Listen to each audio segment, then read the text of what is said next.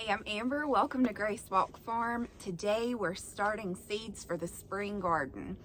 Now I know that seems a little crazy, after all it's only January, but the truth is a lot of seeds take a long time to get started.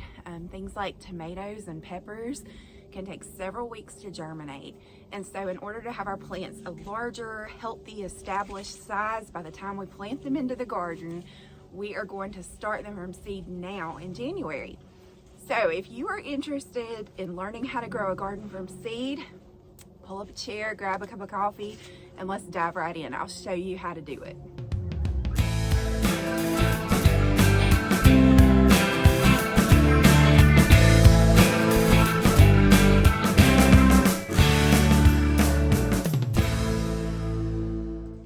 Growing things from seed can save you quite a bit of money compared to buying all of your plants in little pots already started.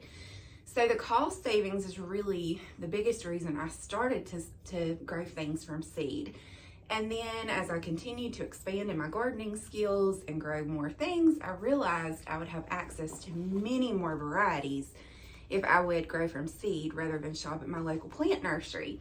You know, you can go to Lowe's or Home Depot and you can find tomato plants in the spring, but you'll probably only find 2 or 3 varieties.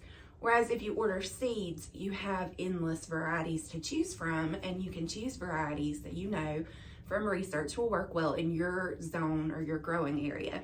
So when you start your seeds, you're only going to need a few things. I've got my supplies here to show you. You're going to need seeds, obviously.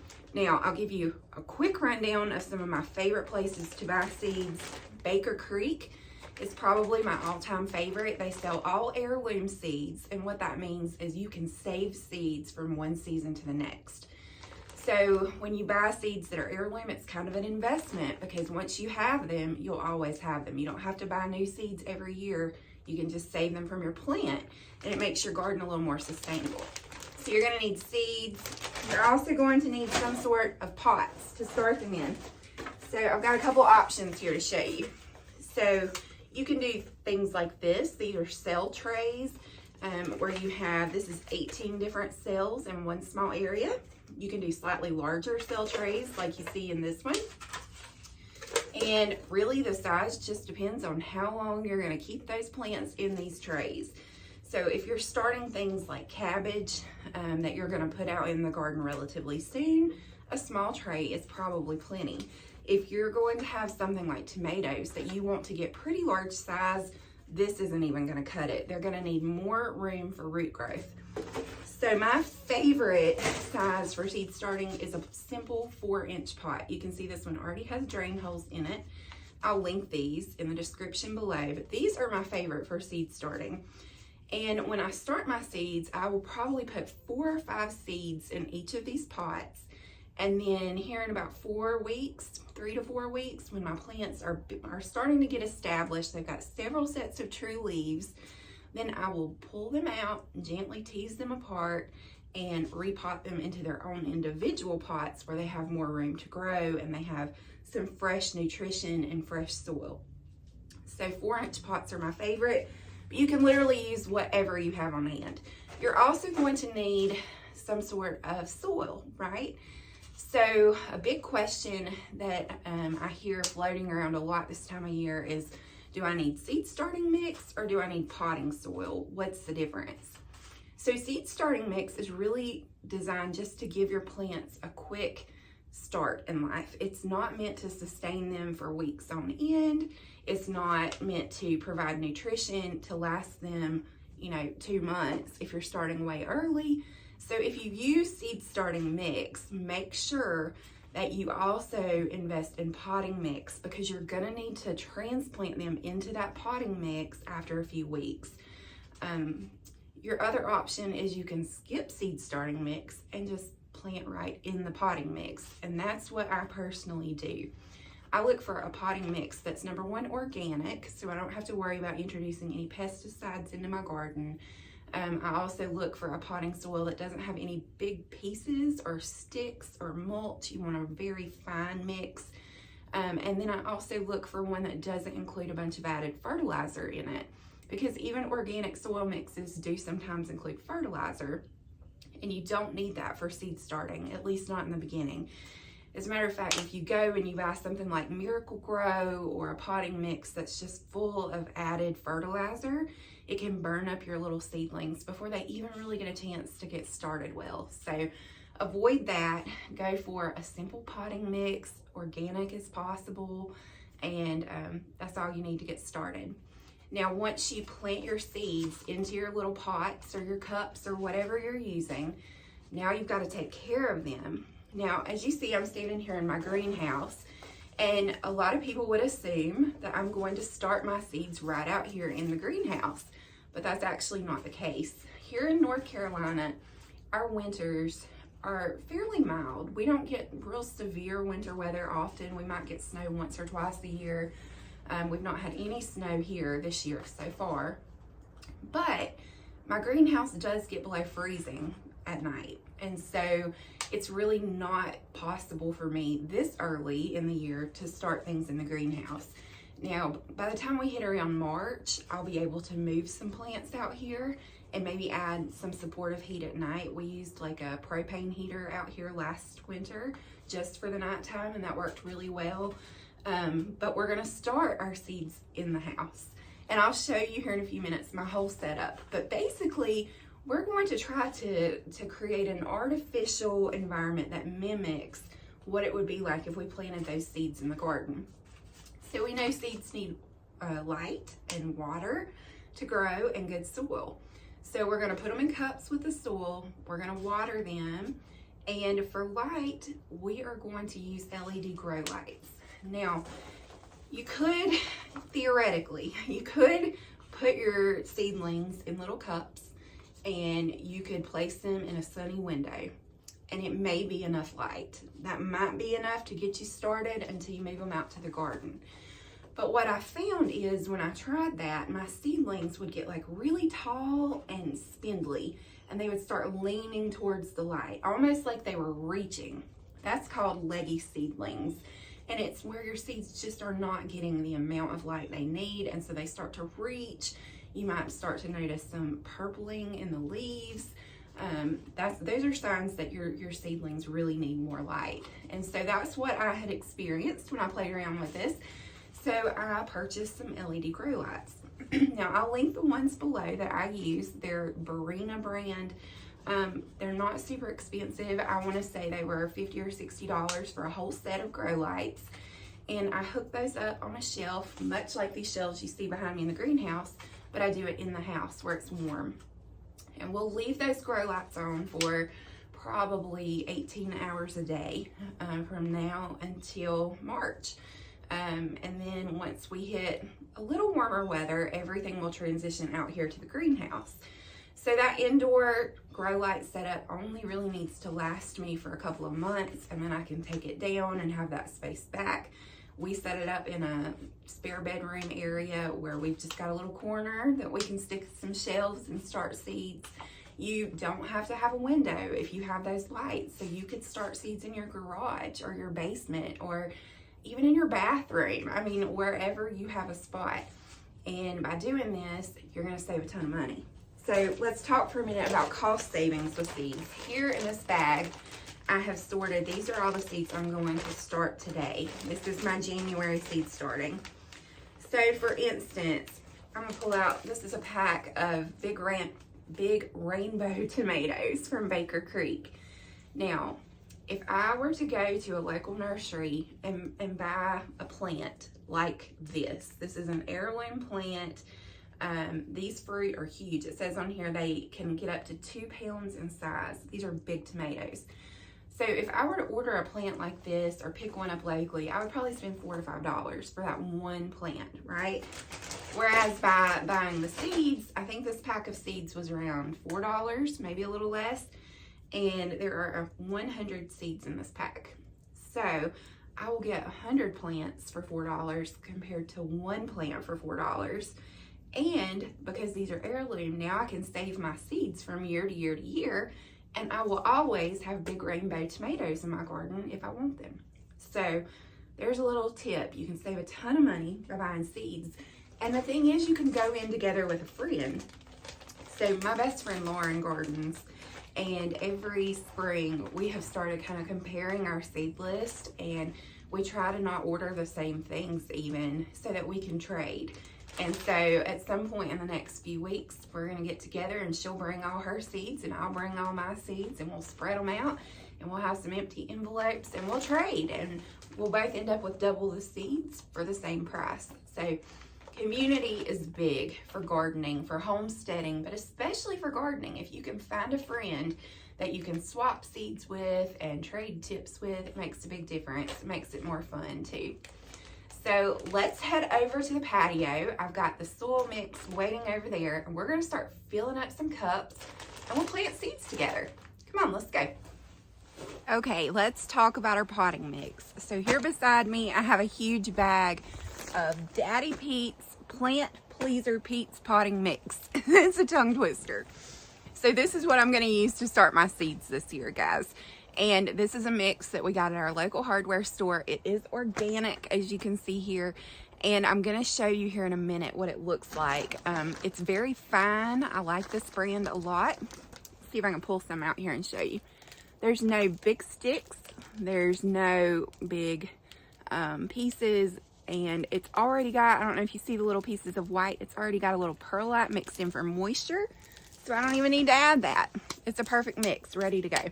So here's what we're gonna do. It's actually a little cold out here, being January. So I am going to pour this big old bag of potting soil into my Gorilla Cart, and I'm going to add water to it, just to mix it up and dampen it.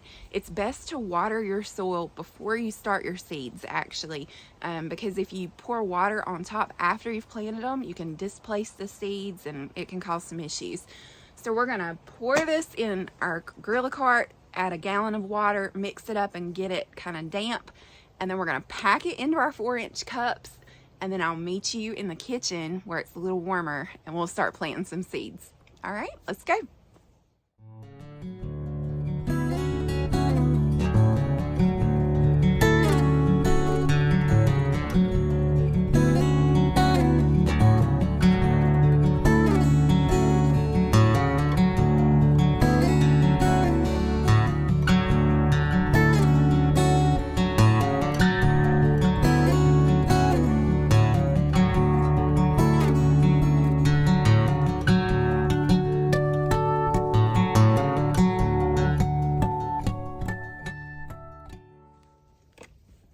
All right, let's water in our soil. So I'm just gonna use a gallon of water here, and I'm gonna start with about half, and we'll see if that's enough. And we're gonna mix it in really good. Now, you don't want your soil to be absolutely soggy. You just want it damp. And the reason for this is damp soil can cause your seeds to rot if it's too wet. But too dry and it won't germinate. So you got to find that sweet spot in the middle, and I'm going to show you how you can tell. So pick up a handful of your soil and squeeze it together. See that? If it forms a clump and it stays together, it's wet enough. We don't need to add any more water. If it, like that area right there is too dry, see how it just falls apart? We want it to stick. So we're going to add a little more water and mix it in. Now, I am using this little spade. This is from Winslow and Ross. Have you guys heard of them? They sent me some garden tools back around Christmas, and I've been really excited to try them. This is the first time I've used one, but they are really well made and sturdy. Like a lot of times you get a garden spade at a hardware store or at Tractor Supply, and they don't hold up super long. I like these, they're pretty sturdy. So check them out, Winslow and Ross, and thank you for the cool tools, guys. All right, let's give it a test again. So we're gonna get a handful, give it a squeeze, and it stayed together. So we are ready to fill our pots. Now, here's my pots, and you'll see here I have them in a tray. This is called a 1040 tray. And these trays are used for lots of different things with gardening. What I like to use them for is you get trays that don't have holes in the bottom, and then you can put your little cups inside with your seedlings, and you can water them from the bottom, and this will help prevent like powdery mildew and issues that can develop on the soil if it's staying wet all the time on the surface. So because there are holes in the bottom of our pots, it will soak up just the water it needs. So when I water my seedlings, I'll add about 1 inch of water to this tray and let them drink what they need. And that's how we water. So let's fill these guys up, and we're gonna go inside and start planting some seeds.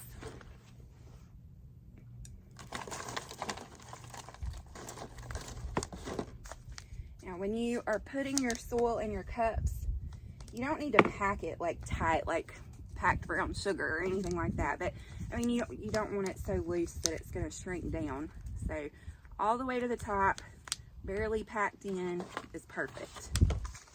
And I have found in these trays, I can fit 15 of these little 4-inch pots pretty perfectly. Any more than that and they'll start kind of falling over and stuff. But you can also do smaller pots. This is all up to you.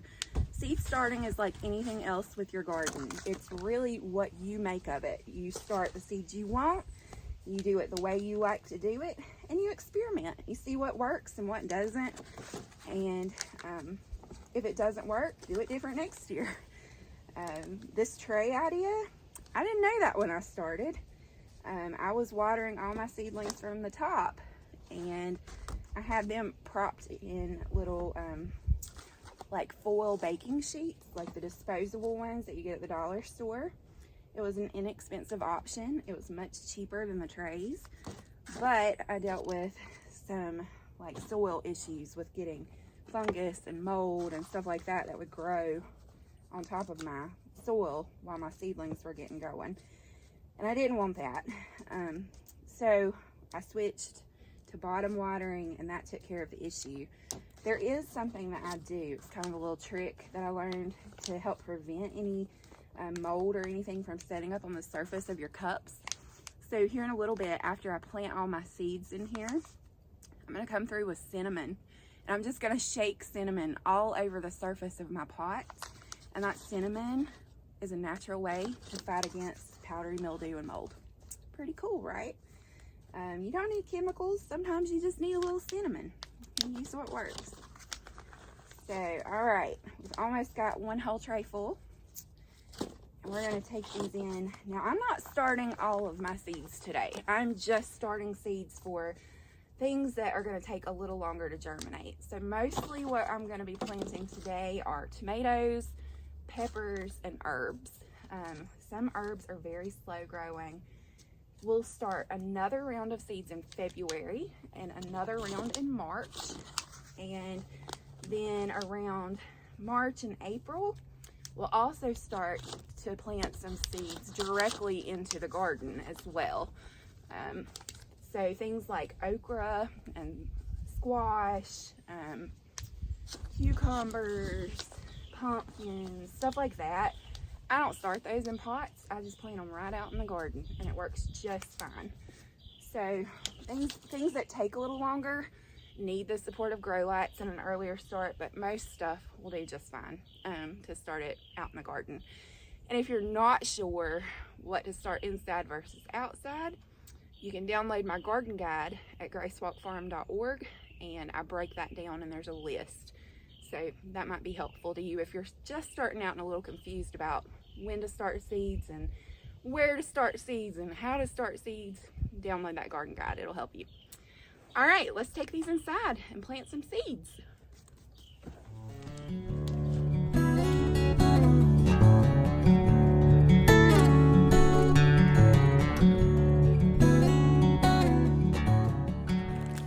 All right, now the real fun begins. It's time to start our seeds. So I brought in our trays, and they're filled with our cups of soil, ready to start. And I've got all of my seeds here, and I've also got a pack of plant markers and a waterproof garden marker. Now, keep in mind, you can definitely use a Sharpie or something like that, but over time, with wear and tear and rain and the elements, it might start to fade. Ask me how I know. That's happened to me before. So I use a waterproof garden marker now, and I use some plant labels And in each little cup here, I'm going to start about 4 or 5 seeds. And remember, this is just gonna be for the first few weeks. Once my plants emerge and they have a couple of true leaves, not the baby seedling leaves, but true leaves, then I will up pot them into individual pots for every plant. But for the sake of saving space, because I'm starting so many different seeds, we're gonna start out with several in each pot. So for instance, this is a pack of big beef tomato seeds from Hoss Tools. Hoss Tools is another one of my favorite places to get seeds. I love their seeds. They have great germination. But on the back of my seed pack here, there's some important information. It says when to plant after the last frost. Now, our last frost date here in North Carolina isn't until mid to the end of April. So that tells me that these plants do not need to go into my garden until after that last frost. It says planting depth is 1/4 inch, so just barely under the surface of the soil. Seed spacing, 2 inches. That means you need at least 2 inches for each seed, and row spacing is 3 to 4 feet. I'm sorry, 2 feet seed spacing. These are tomatoes. Your tomato plants need a little room. So about 2 feet apart and 3 to 4 feet between your rows. That's the recommendation for big beef tomato plants. Each type of seed you start is gonna have its own recommendations. So here is a sheep nose pimento pepper. This is from Baker Creek Heirloom Seeds. And this one, the directions are on the side in smaller print. It says seed depth 1/4 inch, plant spacing 18 inches apart. It says frost hardy, no, which again means these plants can't go outside until after that last frost date. So now, if you don't know when your typical last frost date is, you can look it up. Just do a quick Google search and Google estimated last frost for, and then enter your zip code or your location, and it will come right up. Another thing you can do, this is kind of a little cheat, if you live in the United States, you can go to almanac.com, ALMANAC.com, and if you scroll down on the first page, towards the bottom, there's a box that says custom planting dates. You can click there, enter your zip code, and the almanac will generate a list that tells you when to start seeds, which month to start each kind of vegetable, whether to start them inside, whether to plant them outside, when you should transplant them after you did start them inside. All of that information will be available to you. Hey, buddy. Sorry. You're fine. All right, so today we're mostly starting tomatoes and peppers. And I want to show you a couple of my favorites. So for tomatoes, I want to talk to you about the Amish paste tomato. This is from Baker Creek Heirloom Seeds. This is my absolute all-time favorite tomato for canning, for making sauce, for making salsa, pizza sauce, enchilada sauce, anything tomato-based. These are the way to go. The Amish paste tomato, it's similar to like a San Marzano or a Roma, but they're bigger. They're pretty meaty. Not a lot of seeds inside. So they're just a really good tomato for canning. So that is one that we will start a bunch of. I'll probably put anywhere from 25 to 30 of those plants in my garden this year. We're also gonna do some cherry tomatoes. I have several varieties here that I like. My favorite is the Chadwick cherry. Again, this one is from Baker Creek. And these are, I mean, they're pretty good size for a cherry tomato, and they're super juicy and sweet. This is our favorite one we've tried so far. We also have done the Tommy Toe tomatoes. I may have a few of those seeds left here somewhere. But we love the Chadwick cherry. We love Sun Golds. All of those are really good options. And then for a big slicer tomato, I'm gonna do several different ones this year. We're gonna do the Granny Cantrell again. We're going to do the Brandywine again, a Gold Medal, and then the Mortgage Lifter. That's a great tomato, very prolific and productive. Developed for a small homestead actually, so it kind of fits where we're growing. And then I have lots of different peppers here as well. I'm gonna be starting my bell peppers and my hot peppers today Peppers take a little while to germinate. It may be 2 or 3 weeks before we see any sort of little seedling emerge. That's normal. That's why we're starting these early, to give these a good long start to get established before they go into the garden. But I will show you one of the peppers that I'm going to do. And this is one I always include in the garden. And that is Craig's Grande jalapenos. These are from Baker Creek as well. These are huge jalapenos, much bigger than a standard jalapeno. They have a good heat level. These are my favorite for making pickled jalapenos, which is kind of like a shelf-stable thing that we keep around here year-round. They're great for tacos or nachos or anything. So I've also got just some standard bell peppers. The California Wonder, you can't go wrong with. It does really well for me. I've tried several different varieties of California Wonders. So here you can see a red, there's a yellow. You just can't go wrong with California Wonder. Good bell peppers. So the other thing I'm going to be starting is some herbs and medicinal seeds. This year, for the first time, I placed a big order from Strictly Medicinal Seeds. And as we talked about in the last video, we're going to create kind of a medicinal garden over around the greenhouse. And so I'm going to go ahead and start most of these seeds today as well, just to give them a good long start. A lot of these are new to me. They're things that I've not tried to grow before, like motherwort, meadow sweet, tulsi, marshmallow, loofah. The loofah I'm not going to start quite yet. A wild lettuce, horehound, St. John's wort, goldenrod, echinacea, lots of things we're going to try. So let's get these started. We're going to start adding our seeds to our seed trays here. Remember, we've already watered the soil, so we don't need to add any water. I'm just going to poke my seeds in and cover them up, and then we'll sprinkle cinnamon over the top to prevent any mold or mildew issues like we talked about earlier. And then we're going to take these and put them under the grow lights. And I'll take you back there and show you our setup, and what it looks like, how the lights work, all that good stuff. So let's get going.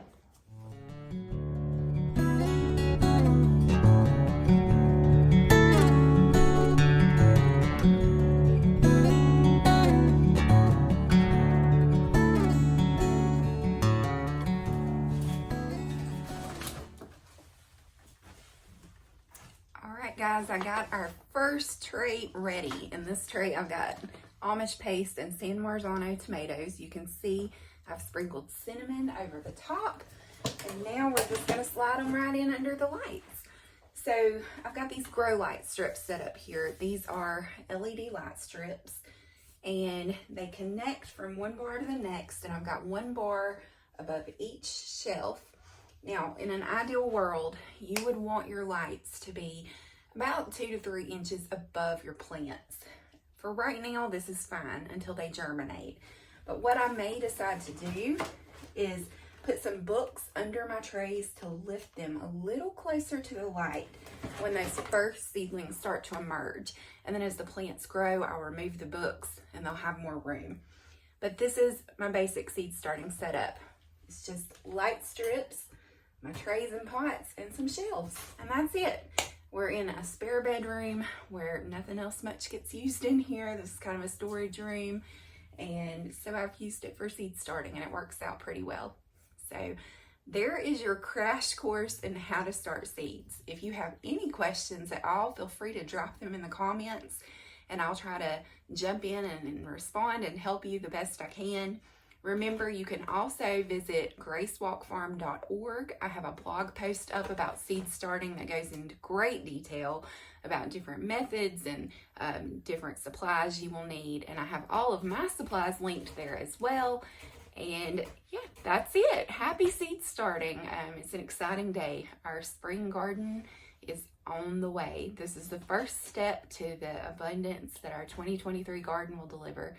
And I'm excited. It's the best day of the year. Happy seed starting.